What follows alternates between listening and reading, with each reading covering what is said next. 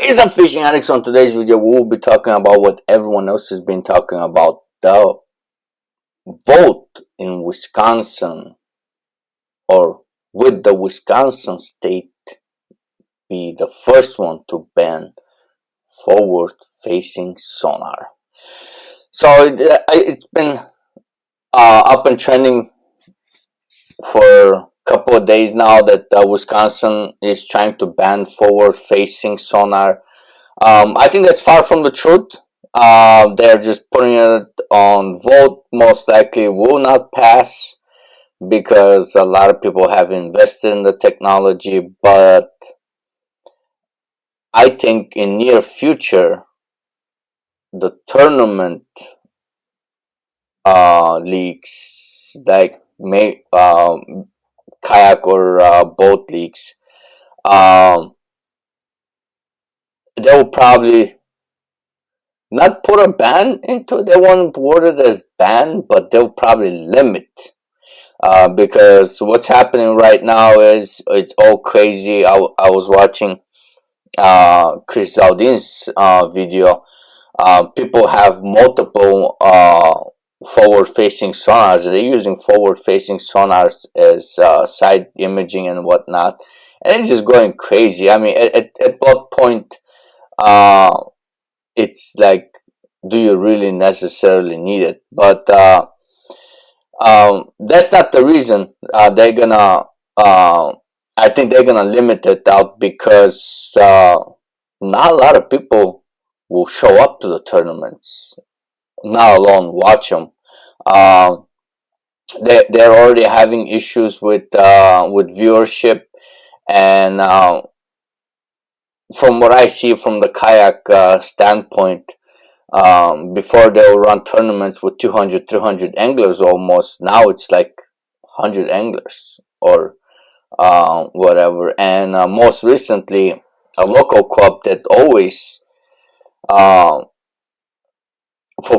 they have 50 angler a year limit, and slot limit, and they will usually run out in the first couple of minutes. The roster will be full, and this year they did not even come close to it because not a lot of people uh, want to return to see to a club or whatever that everyone is using uh, high-end electronics or whatever. They probably feel intimidated, which I can understand. When I was new out there, um, but it's a further discussion, to be honest with you. But I think there'll be some changes to the in the fishing industry, especially with what's going on right now. And like I said, Wisconsin probably will be the first state. Well, it's the first state to put it on a ballot, but I like I said, I don't think it's gonna pass. And I know Randy is right now popping a champagne, and Melican is breaking stuff. But at the end, I'm not against it. I just can't afford it. uh, and for a foreseeable future, um, I don't think I'll invest in it, to be honest. Even though I'll be doing tournaments more and more, maybe, but I would like to, but I just can't afford it right now. But I'll do small participations here and there, because I do enjoy it. Most of the places that I'll be fishing, it will be dominated by forward facing. Um, Possible. I'm not saying you need a forward facing sonar to win tournaments, but um, am I intimidated by it? No. I'm not concerned about who's having a sonar if they can see it on their screen. Most important is it's are they gonna be able to get the fish to bite it. That's my 2 cents into this. I like I said, I don't want to sound like I'm repeating myself, but Wisconsin put it on the ballot just to test out the waters. But within 2 or 3 years, I'm pretty sure tournaments are gonna be different, or they're gonna be limited to what you can have or what you can use. Because let's face it, having I see even kayak anglers. I saw a video last night. A dude has 360 and a forward facing sonar. I mean, at what point are the clubs actually encouraging uh, more anglers to participate on tournament events? I mean, let's say a guy that is just starting out, he bought, let's say he even bought a pedal draft kayak, and now he spent $4,000 on a kayak, and now he needs to spend another 6, 7 to be, for him, he mentally thinking that he can participate with this type of electronics. But at the end, it's not, the electronics don't catch the fish. They might show you the fish, but they don't catch the fish.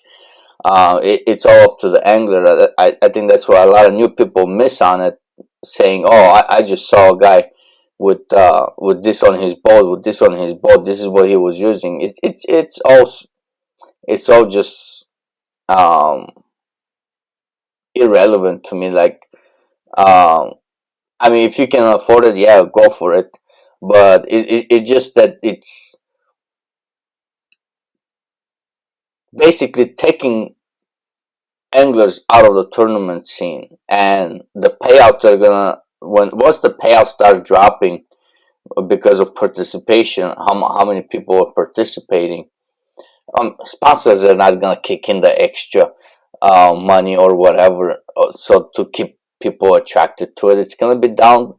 That before was like couple hundred anglers, now it's like 125, and then it's gonna keep on dropping because let's face it, let's just say Joe bought a hobby. I'm not bashing the brand. I'm just saying he spent 6 grand on the hobby and another 6 grand for electronics. Now he's down deep 12, and plus the tournaments, whatever, how much they cost, $100 per event, and let's say another he's fishing 5 tournaments. Let's say another $1,000. He's at $13,000, and on top of it, if you add your fuel, because let's say he's located in Midwest, he needs to travel. Either he has to travel to La Crosse, to the Tennessee area, Alabama, and Florida. That's at least 6, 7 hour or 8 hour trips for him, if not more. And then he has to cough off that money and spend money on Airbnb, or if he's lucky, if he can tolerate staying on camps or whatever. Still, at the end, it's thousands of dollars. And I know that's just a startup, and you'll be like, "Oh, it doesn't cost that much in the next year." But you know what?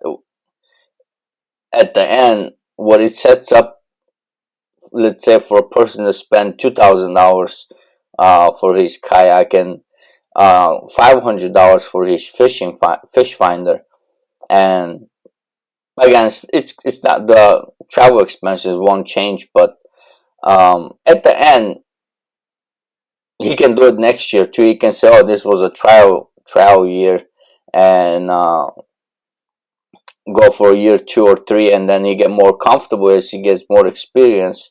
Versus the guy who just blew $20,000 on a kayak because he saw uh, his favorite YouTuber or her favorite YouTuber, whatever, buying a kayak from dugout or whatever, all souped up with forward facing side scan, trolling motors, whatever, spot locks, LED lights, bells and whistles and whatnot. And it came down to $16,000, $17,000, and now he's coughing up all that money, and maybe he didn't have a good tournament year, which is expected. I mean, you can always have, when you're first starting out on unfamiliar waters, no matter how much technology you have, you're still gonna struggle a little bit. So he will not return the second year. He'll grab his. He'll be like, I'm gonna cut my losses and post my kayak uh, on online. Try to sell it. Like I see a local guy has been trying to sell his kayak um, for almost 2 years now, but nobody's gonna cough off that type of money. It's a very nice kayak, loaded up with stuff that I can only dream of, and I haven't even thought about it. It's very nice kayak, ready for tournament. But the keyword is ready for tournament. So he does have all the technology, everything on it. But why did he quit? Because he thought by owning top of the line equipment, he will perform better. Unfortunately, that's not the case. So I know a lot of people are against it. I know a lot of people don't care, and I know a lot of people are welcoming it. Whatever it is, at the end, the deciding factor is not gonna be Randy, Melican, or people like me. They're neither against it or for it. We accepted it, we welcome it, but it's gonna be at the end the anglers who participate. When the participation numbers start dropping like they are, the industry will go back to the drawing board. I understand Garmin, Lowrance, Hummingbird are putting so much money into trying to sell the technology, which is fine. It's a company. They're supposed to put out the money. But at the end, do you really need it? Or what's the downfall of advertising so much as it made the difference that you're catching the fish? You guys know what I'm trying to say? Like, maybe they'll tone it down saying, hey, just like Melican was saying, oh, I made the top 10 because I was using forward facing. Maybe they're gonna say, hey, I made the cut because I was just using my bait and I found the fish, instead of just saying, hey, I was using forward facing sonar. I'm pretty sure there's gonna be some uh, restrictions put on the subject, or how much they can say, because at the end, it's not it's deterring viewership. A lot of people who are trying to get into the fishing, or they're trying to do something with fishing, like, not, let's say, not BAS or whatever, or major league, but they want to do the locals. They want to do the small tournaments, and they're deterred by it, because saying, "Oh, I just spent so much money. I'm not gonna spend another 10 grand." And even if the person that spends the money for let's say they buy the forward facing sonar, the 360 or whatever, and then they go out on the ramp, and there's a guy, let's say Joe comes out, and he has $14,000, $15,000 old boat, and he has $60,000, $70,000 worth of electronics, and he has its own little satellite or whatever, like in the picture I saw in Kayak Bass Nation. It was hilarious, but I'm not. I really think this is um, where the industry is gonna be headed. It's a restriction, instead of just plain out banning it from tournaments, because it might be banned from certain lakes, but overall, I think the technology is here to stay. I think it's just gonna be a different approach from the industry itself, and how they're gonna advertise it, and how um, how they're gonna handle it from moving forward, because right now it's just like they just shoving it down your throat. But I think it's lowering participation, and I think it's gonna be some changes. Not just I think just Wisconsin is just testing out the waters for it, but it is what it is. Let me know down below in the comments, what are your thoughts on this? Am I wrong or am I right, or what do you think? So I do appreciate the comments, guys. That's it. The sun is out and it's time for me to get out. That's it. I'll catch you guys on the next